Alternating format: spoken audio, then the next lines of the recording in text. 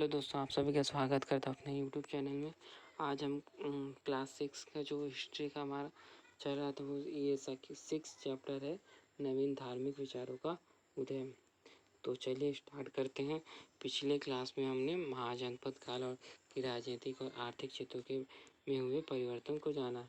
इस पार्ट में हम उसी समय धार्मिक मामलों में आए परिवर्तन को जानने की कोशिश करेंगे। आज से लगभग जो 26 वर्ष पूर्व समाज में और उस वक्त प्रचलित वैदिक धर्म की कई तरह की बुराइयां आ गई। वैदिक धर्म काफ़ी खर्चीला हो गया। यहाँ यज्ञ जिनका कि वैदिक धर्म में महत्वपूर्ण स्थान था, कर्म कांड और पशु बलि के कारण आम जनता की पहुंच से दूर हो गए। समाज के विभिन्न वर्गों में भेदभाव के कारण संघर्ष दिखाई देने लगा। आम जनता शक्तिशाली राजाओं के आपसी युद्ध से परेशान थी। इसके अलावा राजकीय कर्मचारी भी जनता का शोषण कर रहे थे। ऐसे वातावरण में सुधारवादी विचारों की शुरुआत हुई और जनता ने उनकी खुशी से स्वागत किया। सबसे पहले वैदिक धर्म में जो कर्म कांड है से अलग ऐसे मुद्दे पर विचार करना शुरू किया जिससे आम आदमी रोजाना जूझता है। जैसे मनुष्य मरने के बाद कहाँ जाता है, उसकी आत्मा क्या होती है, मोक्ष किस प्रकार प्राप्त होता है आदि। इन मुद्दों पर इस समय जो विचार उभरे वे पहले के विचारों से काफ़ी सरल थे। इस नए विचारों का संकलन उपनिषदों में किया गया। इस समय वैदिक परंपरा से अलग आडंबर विरोधी कई नए धर्मों की भी शुरुआत हुई। इसे जैन और बौद्ध धर्म प्रमुख है। फिर हम देखते हैं स्वामी महावीर जो जैन धर्म है उसके बारे में। जो जैन धर्म के महापुरुषों को तीर्थंकर कहा जाता है। प्रथम ऋषभदेव, फिर 24वें महावीर, 23वें। मतलब दोस्तों इसमें क्या फर्स्ट से लेकर 24 तक है। तो ऋषभदेव है, महावीर स्वामी है और एक और भी थे, नाम नहीं याद आ रहा है। तो उन्होंने जैन धर्म को नया स्वरूप प्रदान किया। स्वामी महावीर का जन्म 540 में वैशाली के निकट हुआ। मतलब जो जैन धर्म में महावीर स्वामी जो है लास्ट तीर्थंकर थे। उन्हीं के बारे में बताया कि इसके पिता का नाम सिद्धार्थ, माता का नाम त्रिशला था, बचपन का नाम वर्धमान था। 3 वर्ष की उम्र में वर्धमान ने अपने भाई की आज्ञा प्राप्त कर संन्यास ग्रहण कर ली और 12 वर्ष की कठोर तपस्या के बाद उन्हें कैवल्य प्राप्त हुआ। अच्छा, सच्चे ज्ञान की प्राप्ति हो गई।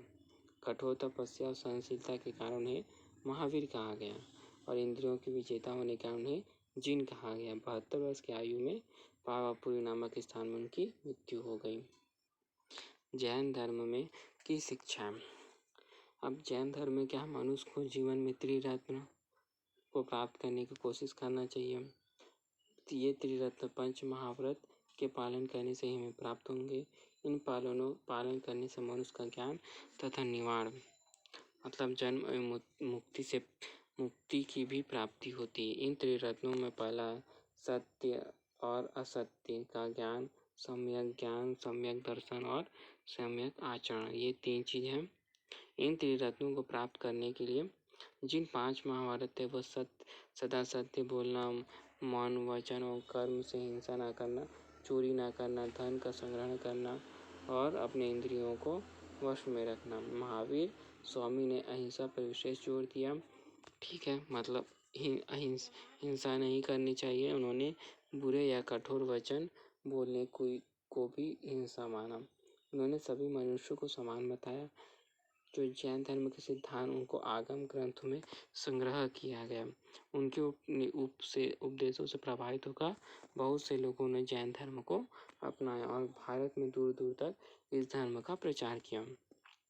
इस धर्म को व्यापारिक और शासक वर्ग ने विशेष आश्रय दिया। मतलब जो राजा थे उस समय उन्होंने भी इसको सराहा और इसके लिए उन्होंने भी कुछ योगदान दिए, कुछ पैसे दिए इनको बढ़ावा देने के लिए।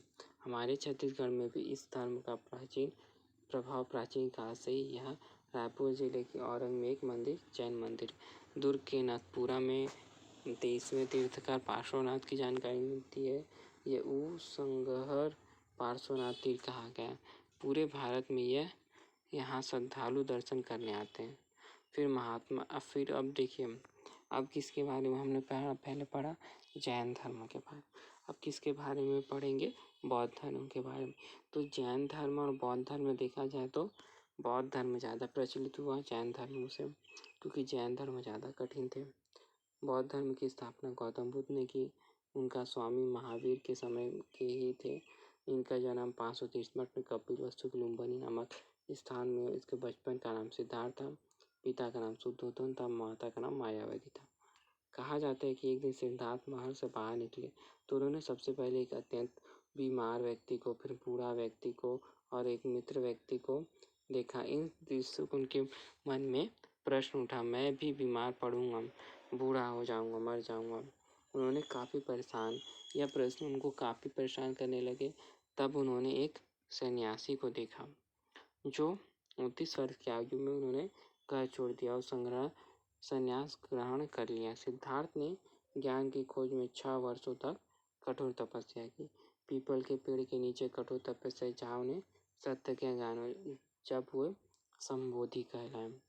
उस पीपल के पेड़ को तब से बोधि वृक्ष कहा जाने लगा। महात्मा गौतम बुद्ध जिन स्थानों पर बोध या ज्ञान प्राप्त हुआ वह स्थान बोध गया कहा जाता। महात्मा बुद्ध ने अपना प्रथम उपदेश सारनाथ में दिया। 80 वर्ष की आयु में कुशीनगर में उन्हें निवारण प्राप्त हुआ। फिर बौद्ध धर्म की शिक्षाएं। बौद्ध धर्म के अनुसार 4 प्रमुख सच्चाइयाँ हैं, 4 आर्य सत्य हैं जो हमेशा याद रहना चाहिए।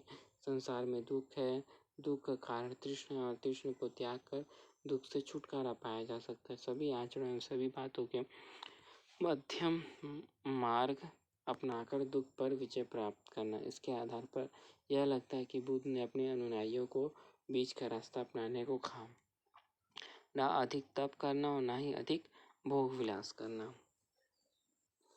ना ही अधिक तप करना, ना ही अधिक भोग विलास करना चाहिए।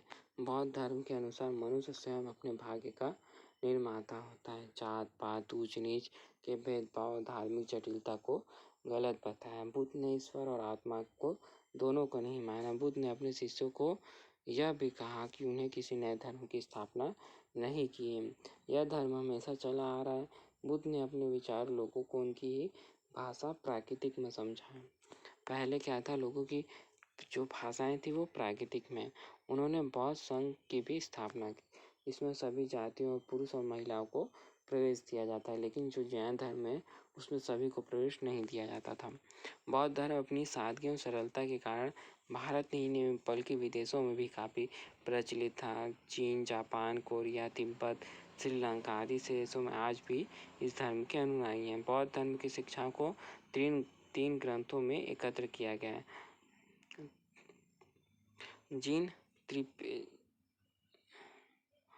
जिसे त्रिपिटक कहते हैं। हमारा छत्तीसगढ़ भी किसी समय बौद्ध धर्म का एक बड़ा केंद्र था। 7वीं शताब्दी में आज चीनी यात्री ह्वेनसांग ने अपनी यात्रा में यह लिखा है, दक्षिण कोसर की राजधानी सिरपुर बौद्ध शिक्षा का केंद्र था। यहाँ सैकड़ों विहार थे। यहाँ लगभग 10,000 बौद्ध भिक्षु निवास करते थे। सिरपुर में की गई खुदाई से प्राप्त अनेक सुंदर बौद्ध मूर्तियां मंदिरों के आधार पर कहा जाता है कि यहाँ बौद्ध धर्म का महत्वपूर्ण केंद्र था। बच्चों, आपने जैन धर्म, बौद्ध धर्म और महावीर स्वामी और आत्मा बुद्ध के संबंध में पढ़ा। इन दोनों के अतिरिक्त इस समय कई और धार्मिक विचार थे।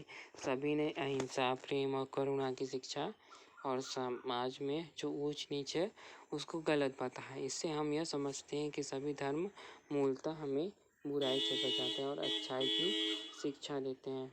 इसलिए हमें सभी धर्मों के प्रति आदर एवं सम्मान की भावना रखनी चाहिए। ये हो गया हमारा निष्कर्ष कि हमें सभी से अहिंसा, प्रेम, करुणा की शिक्षा और ऊंच नीच के भेदभाव को गलत है ये सब हमें सीखना चाहिए।